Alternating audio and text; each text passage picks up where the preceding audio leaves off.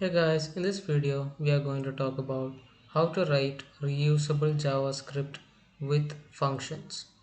In JavaScript, we can divide up our code into reusable parts called functions. Here's an example of a function. So we have the function itself, then we have the function name, then inside that we have the function body, which is to print hello world. You can call or invoke this function by using its name followed by parenthesis. This is the parenthesis, like function name parenthesis. Each time the function is called, it will print out the message hello world.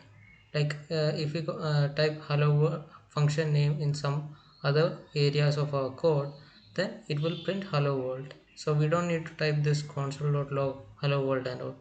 We just need to type this function. So it is very useful in many cases. Each time the function is called, it will print out the message hello world on the developer console. All of the code between the curly braces will be executed every time the function is called. Okay. Create a function called reusable function which prints the string hi world to the developer console and call the function. Okay. So that is our objective.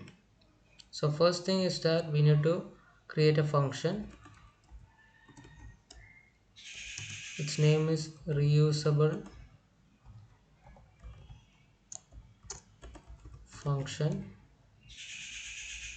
then parenthesis, curly brackets.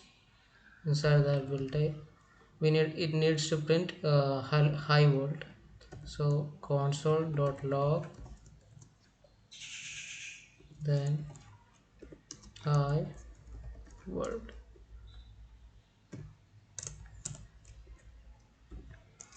Okay, so we have created that. Now we need to call our function.